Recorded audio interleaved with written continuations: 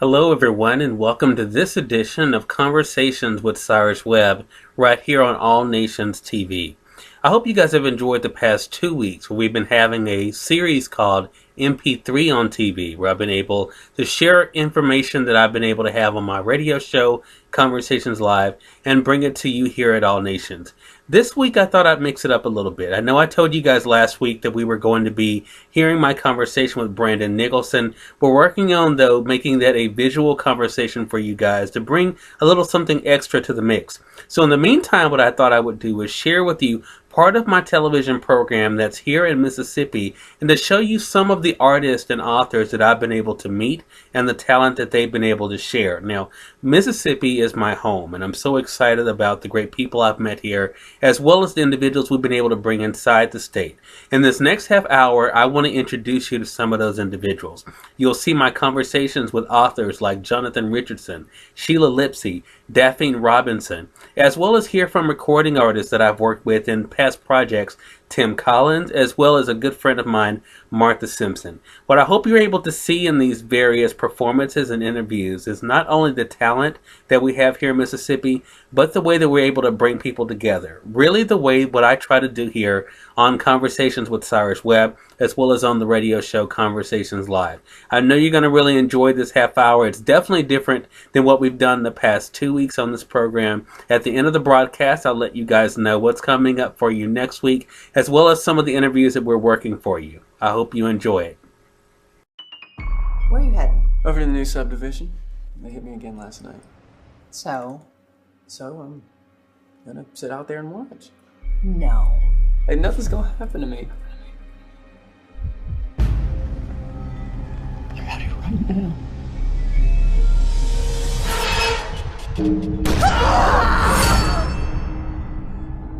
He's dead. That man died.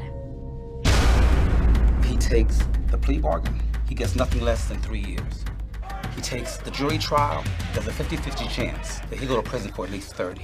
You think we should go to jail for something he didn't do? want him to pay up and get it over with! He's innocent! I know that I'm risking going to jail for 30 years. We're going to trial. These two men saw their cousin gunned down.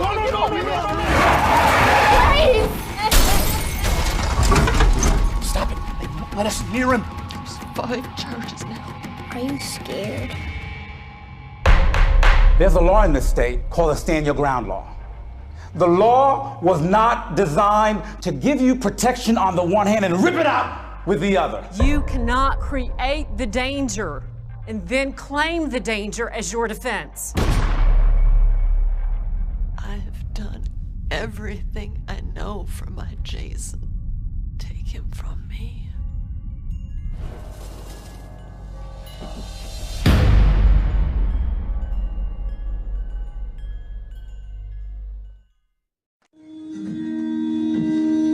Yeah, the time has come for you and I to take that walk down the aisle. Find someone good to sing, tuxedo by the rain. This is the day that we make our lives complete. The deep emotions we feel inside. I know that I'll never find a love like yours and mine, and endless love. There's never gonna be someone, 'cause God hasn't made someone. So why am I waiting for someone to give me more than the moon and the stars, more than all that you are, my whole wide world. And I'll be dressed in white from head to toe. She said she couldn't say no, and all when she saw that ring, diamonds and everything, I said I'll never make her cry, but tears came from her eyes. Read her poem written by me. She said she wants the world to see she loves me. Oh, baby, I love you. Love you. Sugar, I really, really, I really, really, I really, really, I really, really, really, really, really love you. Oh, ooh, I'm gonna give you the love you deserve. I'm gonna show you can trust in my word. I'm gonna be every man that you need. Baby, my love is guaranteed. I'm gonna be your black butterfly, and we're gonna take it to the sky. This is the moment we've been waiting for all of our. I'm gonna give you the love you deserve. I'm gonna show you can trust in my word. I'm gonna be every man that you need. So baby, my love is guaranteed. I'm gonna be your black butterfly, and we're gonna take it to the sky. This is the moment we've been waiting for all of our lives.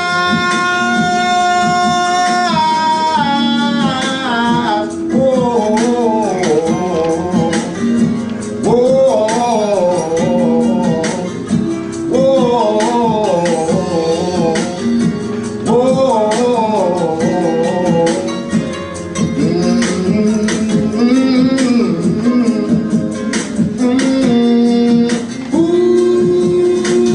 I'm gonna give you the love you deserve. I'm gonna show you can trust in my word. I'm gonna be every man that you need. Baby, my love is guaranteed.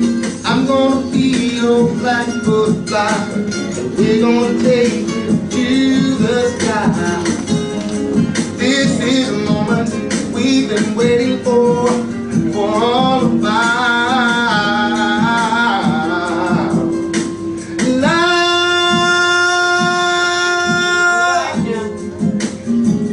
Oh, oh, oh, oh, oh, oh.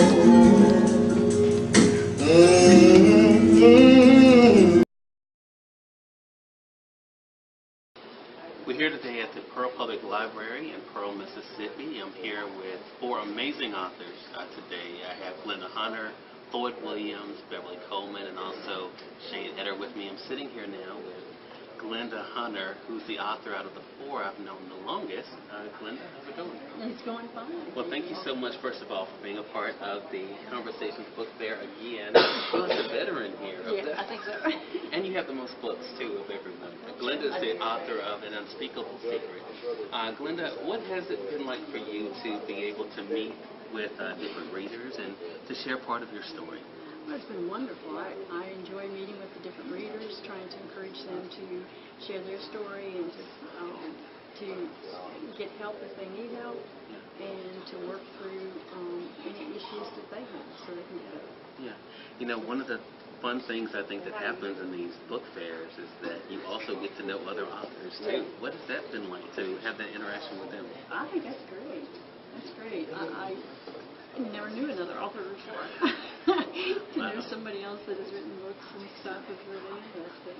And to see everybody's different stories and the different perspectives they have in different issues and stuff. Right. It's really interesting. Yeah, I've always, I mean, Good books. I get a lot out of it, too. I love to interact with other book lovers like myself. I don't feel as strange by meeting you guys, so that makes it fun. Glenda, thank you so much, and congratulations to you again. Thank you. Again, Glenda's the author of An Unspeakable Secret, as well as other books as well.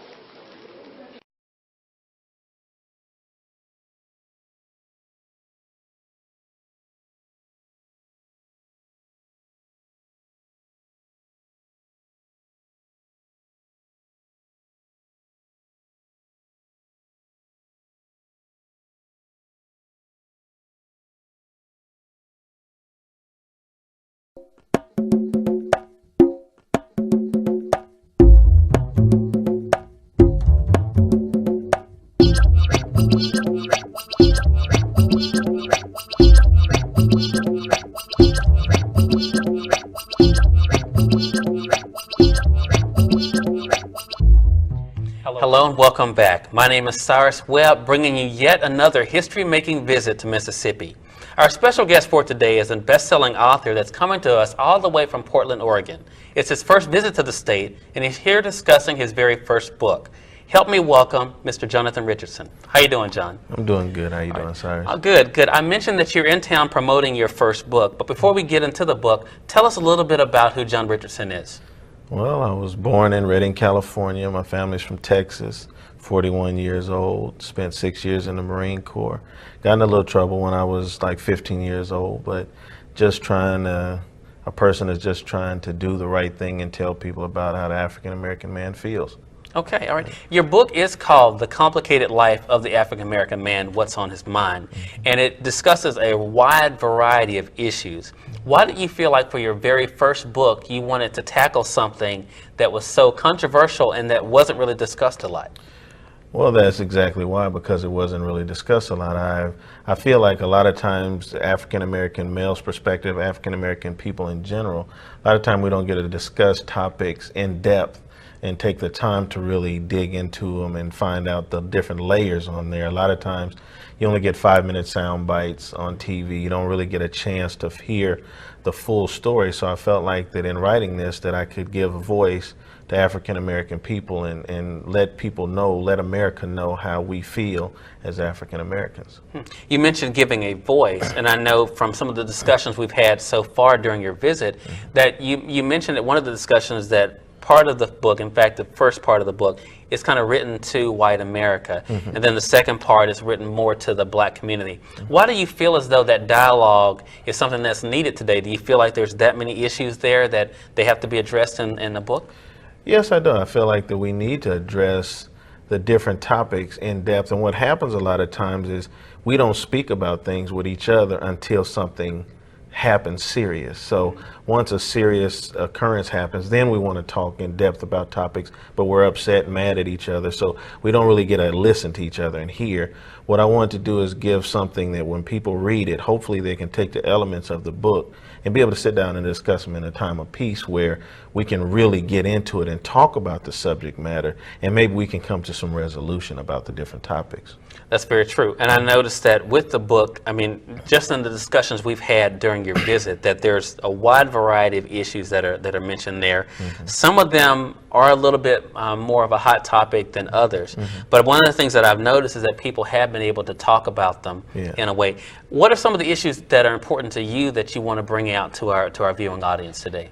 Well, the whole book, I think every topic in there has its own importance. But I do just think that people have to try to deal with the different layers of social and economic, all the different problems and different things we're having going on. We have to try to deal with them at a time when everybody's calm. If we don't deal with them at the time when everybody's calm, it just ends up being an explosive finger pointing session. And so every topic in there, whether you're talking about childhood and what perceptions you have in school, or affirmative action, whether you're talking about dating and all the top topics in there, I think are very important in their own right, and I think we need to kind of deal with them. Well, one of the things that was really eye-opening for me was your taking the crab in the barrel, the saying that people use all the time about trying to pull other people down. You had a different perspective on that. Tell our viewing audience a little bit about another way to look at the crab in the barrel mentality. Well, I just think a lot of times the crab in the barrel mentality, which people are saying that you hate to see someone make it, so you're trying to pull them down so they can't make it and get wealthy or get their piece of the American pie.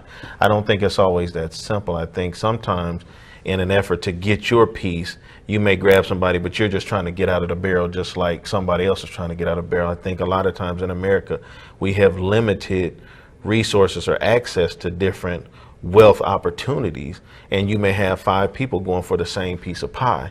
Now, just because I may grab your shoulder to try to get to the pie doesn't mean that I don't want you to get any piece.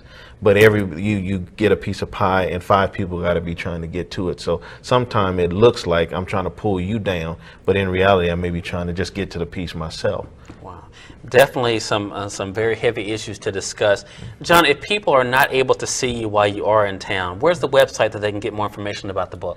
Well, www.nowitsdonepublished.com, Amazon.com, and also AuthorsDen.com also. So any one of those 3 websites is available, and we're trying to work to try to get into Walden's and Borders books also. Okay, well, we've definitely enjoyed having you here in Mississippi. Again, that website is www.nowitsdonepublished.com. You can go there to get information about the book. You can actually buy the book directly from the website and also be able to reach out to John. John, thank you so much again for being here with us. Well, thank you for having me. All right.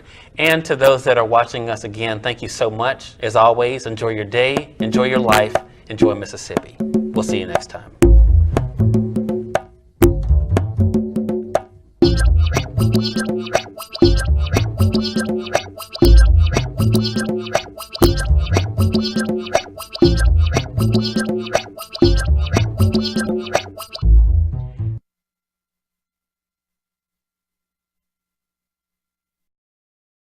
Is your hope fading fast? Do you feel like it is gone?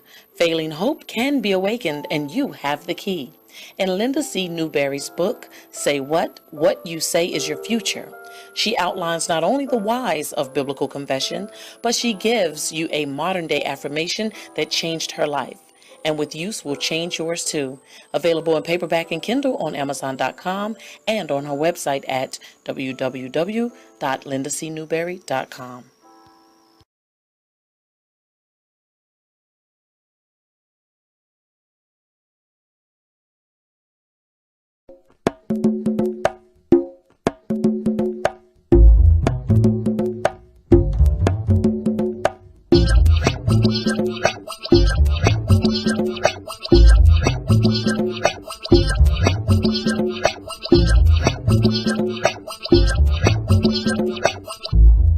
Hello, I'm Cyrus Webb, and welcome to the PEG Network. Today we have 2 very special guests that are visiting Mississippi for the very first time to talk about their 2 best-selling novels.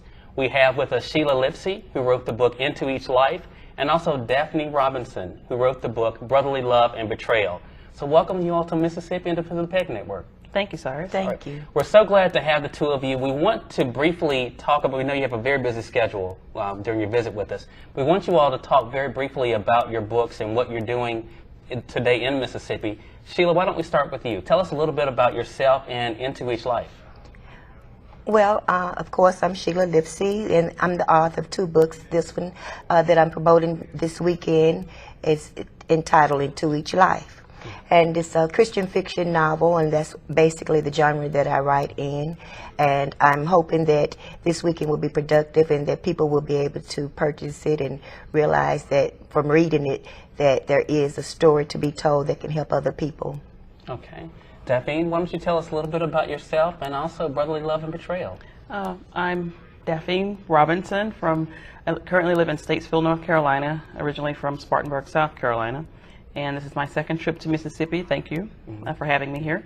Brotherly Love and Betrayal is my first novel. I also have a nonfiction book called Momisms. Mama Never Told Me There'd Be Days Like This. And it is a book of real life stories about me and my children. It's a humorous book.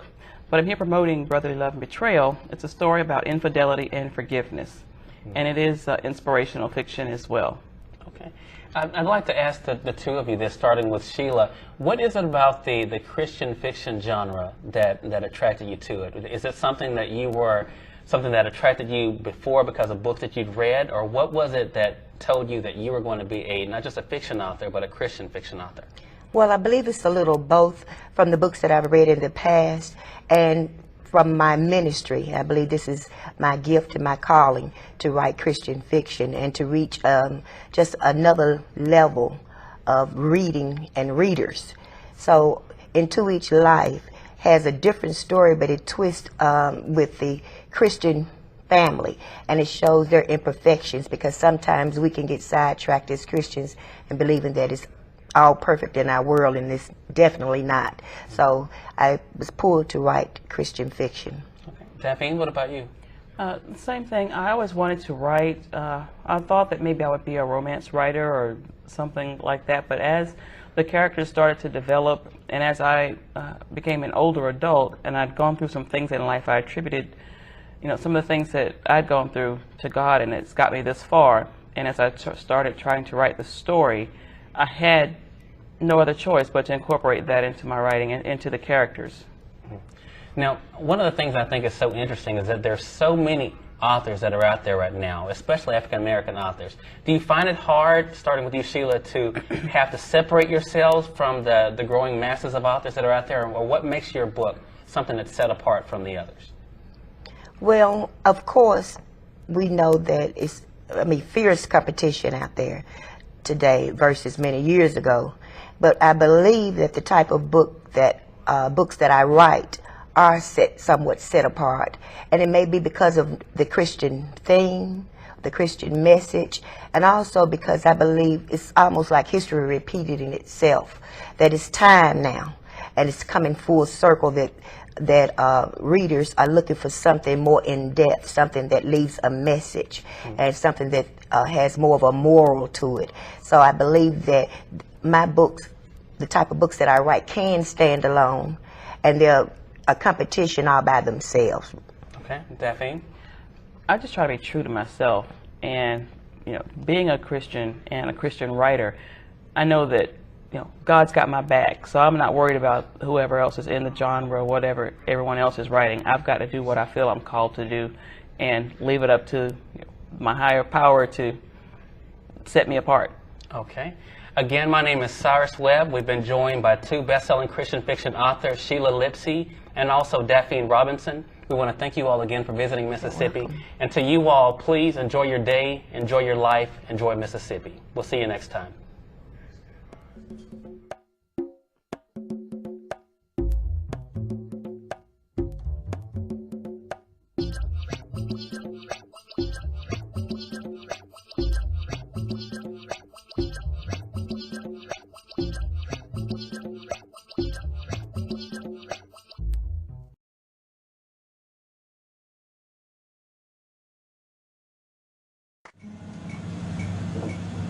For all those times you stood by me, for all the truth that you made me see, for all the joy you brought to my life, for all the road that you made right, for every dream you made come true, for all the love I found in you, I'll be forever thankful.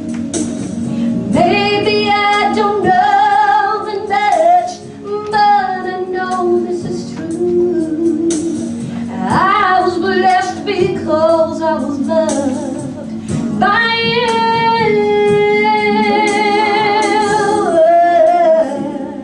You were my voice when I couldn't see. You were my eyes when I couldn't see. You saw the face that was in me, lifting me up when I couldn't reach. You gave me faith 'cause you believe I'm everything I am because you loved me.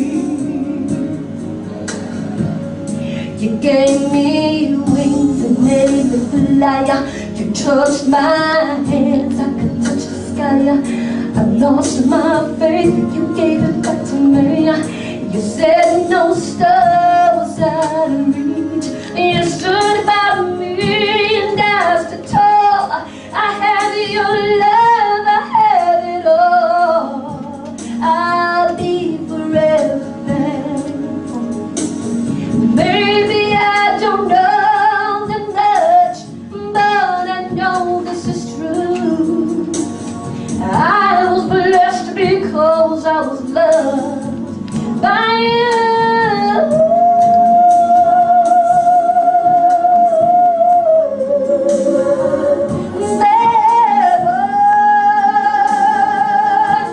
And my yes,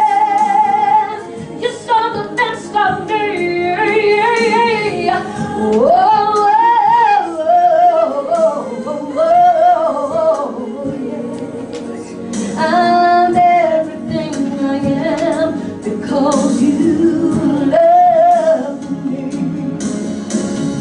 You were always there for me, the gentle wind that carried me, light in the dark, shining your love into my life.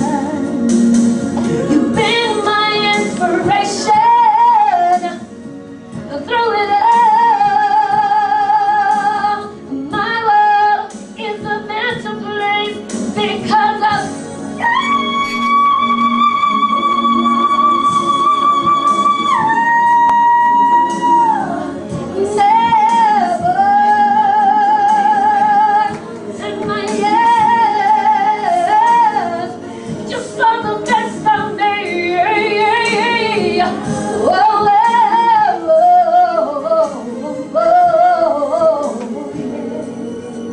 I'm everything I am because you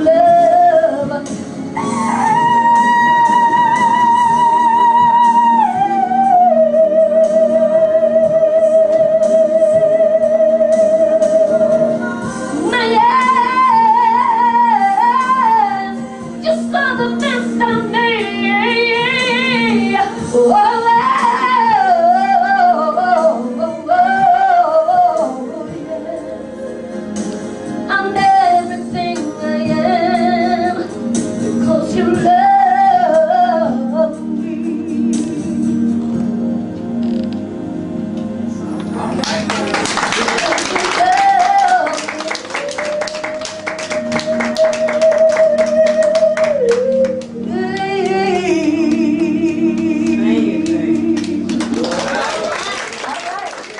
I want to thank all of you again for watching this edition of Conversations with Cyrus Webb here on All Nations TV. I want to thank all the great talent that I was able to bring you all today. Again, authors Jonathan Richardson, Daphne Robinson, Sheila Lipsey, as well as recording artists Martha Simpson and Tim Collins. All of these individuals are definitely doing great things, and whether they are from Mississippi or came to this state, I think you'll be able to see really how all of us have been given gifts, and it's really up to us to be able to use those gifts.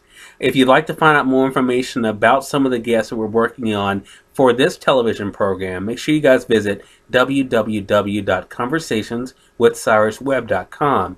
That's www.conversationswithcyruswebb.com. For the radio show, make sure you guys go to www.conversationsliveradio.com, and there you'll be able to see what's coming up next for the radio program. Until next time, as I always like to say, enjoy your day, enjoy your life, enjoy your world. Make sure you take out time to enjoy some good music and a great book. Thank you all for watching this edition of Conversations with Cyrus Webb. You all make it a great one.